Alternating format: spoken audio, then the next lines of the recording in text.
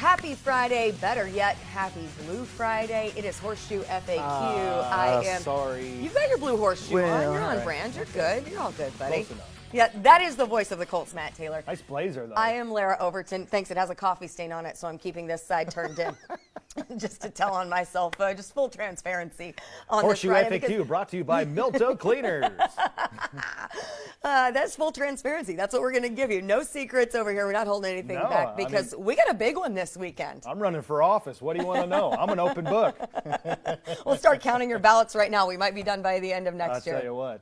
It's nuts. We will take your questions for the next 10 to 15 minutes or so, of course, about what's going on with the Indianapolis Colts. And, of course, previewing this weekend's matchup back at home at Lucas Oil Stadium. The Colts at 5-2. The Baltimore Ravens also sit at 5-2, entering the weekend, coming off a loss to the Pittsburgh Steelers. Yep. Is it better to have them coming off a loss, you think? Or do you feel like they're coming in a little angry, a little chip on their shoulder? Or they're certainly going to be a little bit depleted with multiple coronavirus cases that they have? Yeah, there's a lot of storylines going in within that Baltimore team. They're smarting, as you said, off that loss to the Pittsburgh Steelers. Now, with them losing head-to-head to the Steelers last Sunday, they're now 2 games back of the NFC or the AFC North division lead. It's funny, you look at these two teams. Right now, if the playoffs were going to start today, Baltimore would be the 5th seed as a wild card. The Colts would be the 6th seed. So we can get into all the reasons why this game is important, but if the Colts win this game, they get a direct leg up, head-to-head win against a team that they're fighting for playoff seeding and contention with. As we're talking about Game 8 of the season, midway point in the season, is this the matchup that is most highly anticipated in terms of just everything that goes into it, everything that's on the line? I think so. I mean, you look at the Colts' schedule, and obviously they've done a good job of taking care of business. They're 5-2. I read the other day in terms of opponent winning percentage, or opponent records, the Colts have played the easiest schedule in the NFL. So that's going to change here. We all know that in the month of November. It's a meat grinder starting on Sunday. You got Baltimore, then Green Bay. Short week, which is hard enough, but you're playing a great team in the Tennessee Titans. You got to travel down there. Then after that, a couple weeks later, you got to take on the Titans again the Sunday after Thanksgiving. So these are great barometer-type games. They're good measuring stick-type games. All of these teams, as of now, they're all 5-2. They're all solidly in the playoff field. Or I should say Green Bay won last night, so they're now, 6-2. So all great teams. They all have they all represent challenges in their own way. They all kind of have their fatal flaw, though. They're all beatable. So we're going to see if the Colts can kind of find that weakness and take advantage of it. But that weakness, I think, coming up on Sunday is Lamar Jackson in the passing game, not the running game. I think winning first and second down on defense is going to be huge in this game. Getting into some of your questions. First and foremost, Grant asks, any more COVID tests positive? I'm going to take that one right here in that we wouldn't be sitting here if there were. They would have probably shut down the facility at this point had there been any danger in terms of any coronavirus spread. It's an isolated case, so some of those guys who were limited in practice or set out of practice yesterday just because of the contact tracing were not expected to be a high-risk category, so those guys you expect to see. We'll have them out on practice here in about 30 minutes. They are set to hit the field here at the Indiana Farm Bureau Football Center, so we will get a better indication on all of that later. Which but is all great no news. reports. All great news. No reports of any more tests, so it seems to be an isolated incident. So that is the first victory on this Friday that we will take. Now, Sean wants to know, what's the Colts' chance of victory if T.Y. cannot play, considering they're like 1-9 without him, but this team's depth is better. Now, T.Y., yesterday they went through what you would call like a walkthrough. They practiced on Wednesday. Yesterday was a walkthrough. He did not practice on Wednesday. So today is going to be a big indication of T.Y.'s hopes to play on Sunday. That groin injury he sustained in the first half, against Detroit.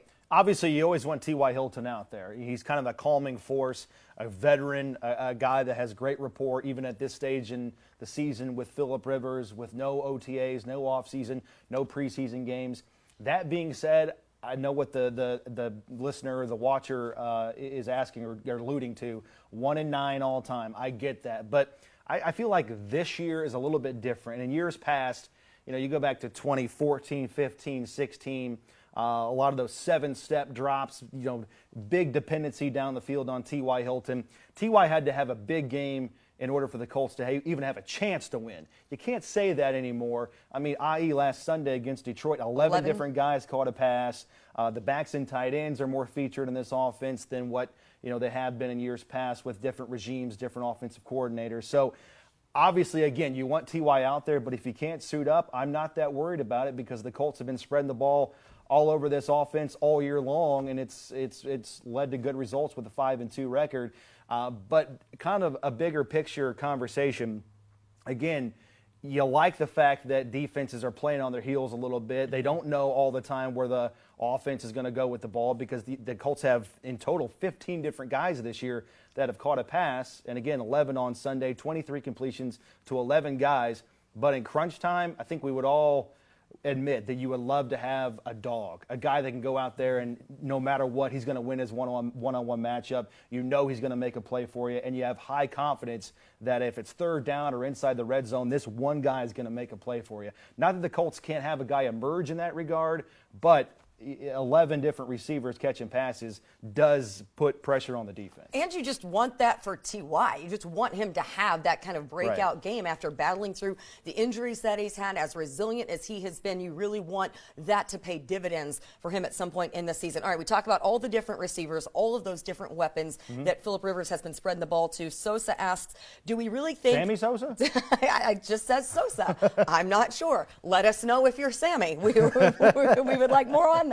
Do you think we really think Marcus Johnson is a diamond in the rough to elevate the Colts to another level?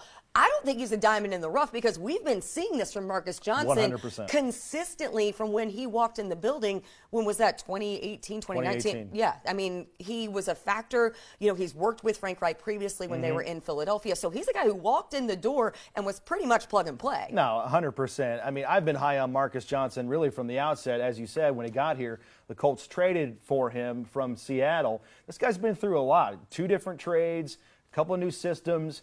He's had a knee injury, returning a kickoff a couple years ago against the New York Jets. Last year, his season really got off to a rocky start because he got a concussion in the 4th and final preseason game against Cincinnati. Without that, he probably makes this team outright.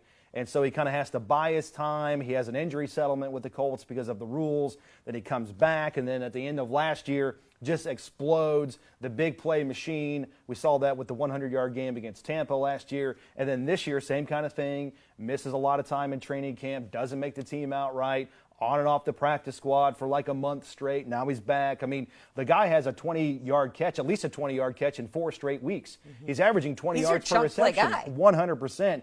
Big play Marcus J. I think that's what Jeffrey Gorman. Big play Marcus J. I think that's like what that. Jeffrey Gorman dubbed him this week in his interview. Check it out on Colts.com. Big play Marcus plug, I like J. Well, anytime I have to compliment Gorman, I'm swallowing my pride right there. Well, but no, he's been everything. And one thing that we talked about last week on the radio broadcast of the game in Detroit in regards to Marcus Johnson is he said of all of the quarterbacks that he'd play with, and you mentioned the teams, he played with Seattle, he played with Philadelphia. He said of all those quarterbacks, and you're talking Russell Wilson and Carson Wentz, he said that things clicked the most naturally with Phillip Rivers. So I think that's a huge testament to the continuity, the dynamic that there is between Phillip and big play Marcus J.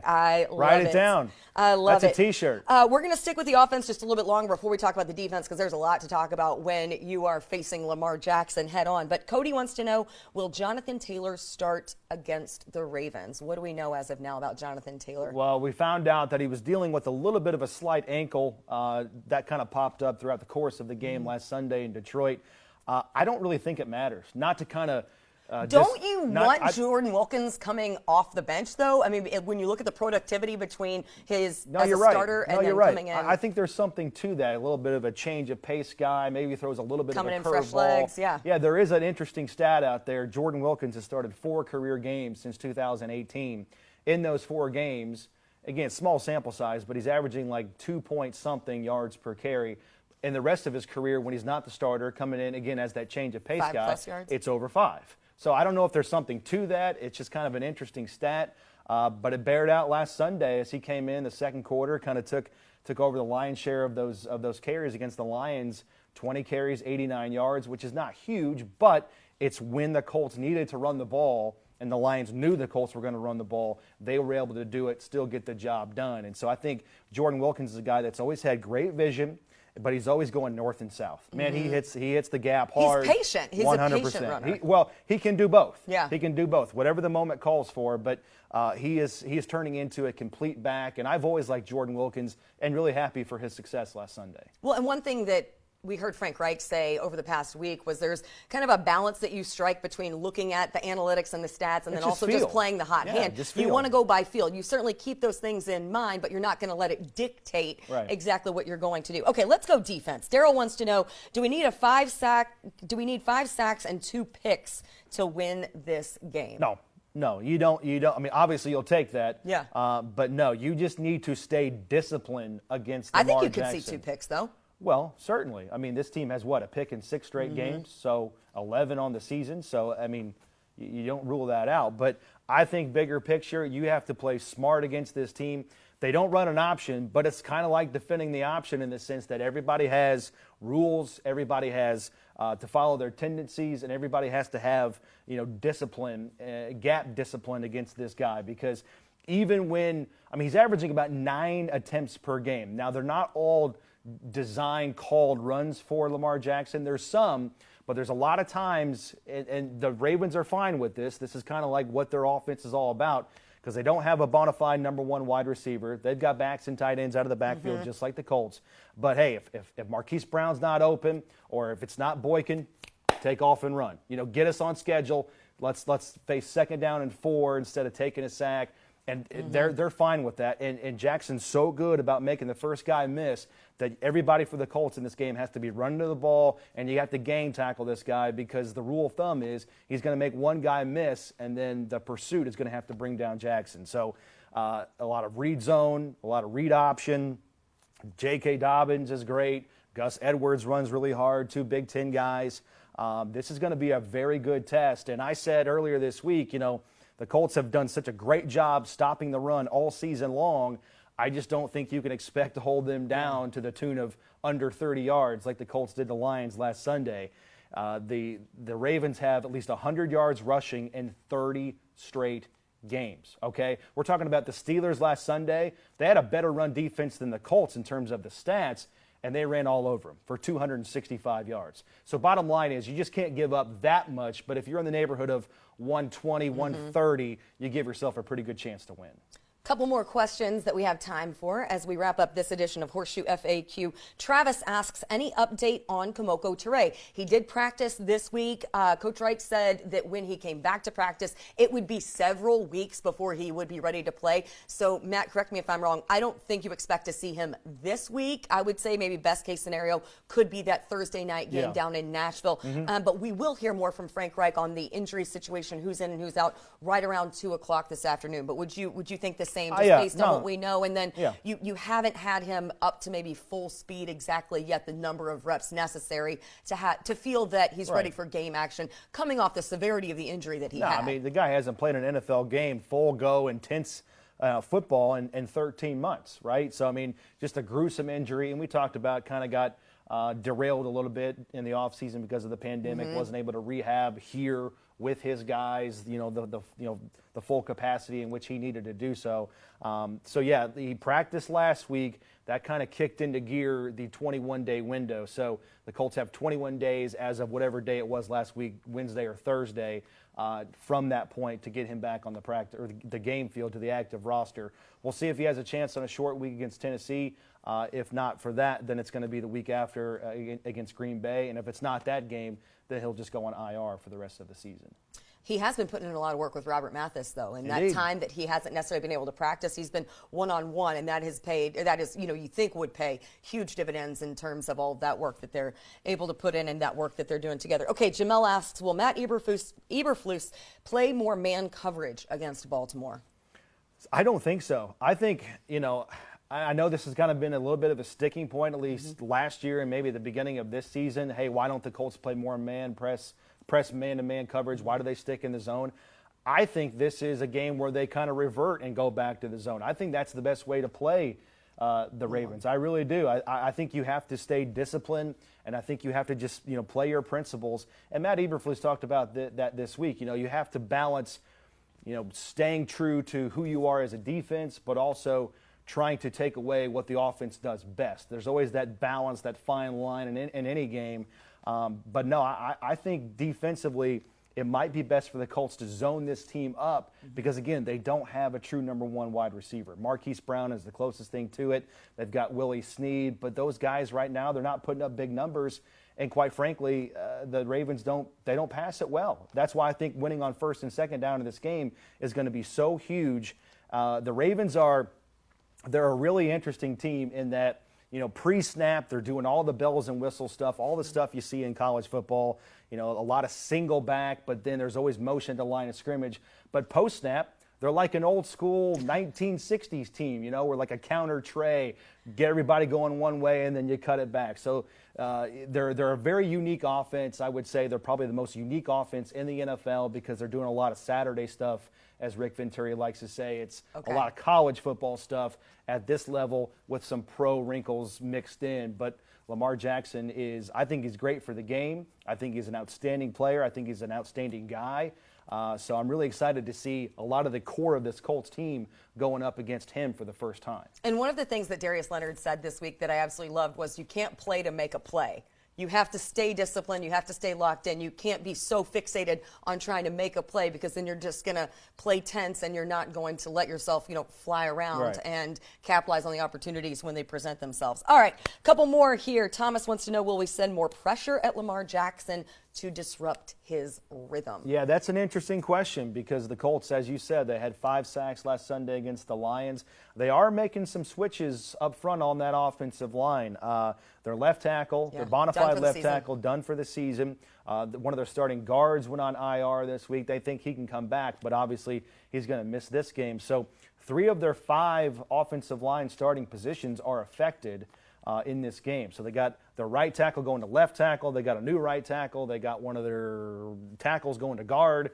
So it's just kind of all over the place here a little bit. That being said, they're still pretty good. And I think it's all about scheme, not players up front. That's what you have to stop. You still have to play discipline. So I don't know if the Colts bring more pressure because of that shuffling and those new faces on the offensive line. That's going to be something that we're going to have to watch and wait and see. But I think you just have to play that perfect balance of aggression, speed, but discipline against this team because they're so good at making one man miss, getting out in space, and then kind of cutting it back based on, the design of the play. All that movement on the offensive line that you're talking about there for the Ravens has my head spinning more so than the old helmet race that we do at Lucas Oil Stadium. Epic. So you got, right here. So now you've got Orlando Brown. Orlando. Now here it is. Now here's the geek out of me. So the right tackle. This is why we love you. The right tackle is going to left tackle. That's Orlando Brown. Now Patrick McCarray is going to play left guard in DJ Fluker, who again is a reserve on this team, but he's a former number 1 overall pick, or first round pick, I should say. He's now playing left tackle. So I don't think the drop off up front for the Baltimore Ravens is really going to, I don't think it's going to be all that huge. As we wrap things up, Gary asks, do y'all think we should put the defense on the field first or let our offense set the tone? I guess first you got to win the coin flip to you got to win the coin flip. I mean, the analytics, again, not to sound too geeky, too mathy, but you're seeing it so much now in college football and professional football. If you win the toss, you defer because just kind of the way things work out in terms of the flow of the game, more often than not, if you defer and have the first possession of the second half, just kind of the way things work out, you're also a lot of the time going to get the ball at the end of the first half as well. So you can do that double dip or the roundabout, so to speak, where you can score at the end of the first half, go into halftime, get the ball again, potentially score in the first possession of the third quarter. You can score twice before or between the times your opponent has the ball. It's huge. So get up by 2 scores in just that one instance is a big reason why coaches do that. I do like that. First and foremost, the matchup is, Lamar with DeForest Buckner right in his face to start the game. That's a good way to set the tone. Is Leonard going to spy? Who's going to spy? Is there going to be it's a spy? Big topic of conversation. Will it be Leonard? Will it be Kenny Moore, who's very versatile? Bobby Okereke can cover anybody, including you, right? Yeah, anybody. You're fleet of foot. We know that. Not Lamar Jackson fleet of foot. I'll tell you that right now. I love the conversation, though, between who's faster, Bobby Okereke or Darius Leonard. This is a huge battle in the linebacker room. I'm going you. I'm still going you. All right, that's we've had enough here. I think you're off the clock. This is now going south quickly. All right, for Matt Taylor, the voice of the Colts, I am Larra Overton. Thanks for hanging out with us today, and we hope we get to see you on Sunday, whether that's at Lucas Oil Stadium or on our Colts radio broadcast. The Bell Tire Radio Network game is at 1. You can join Matt Taylor, Rick Venturi, Casey Valier, and myself starting at noon. Have a great weekend, guys.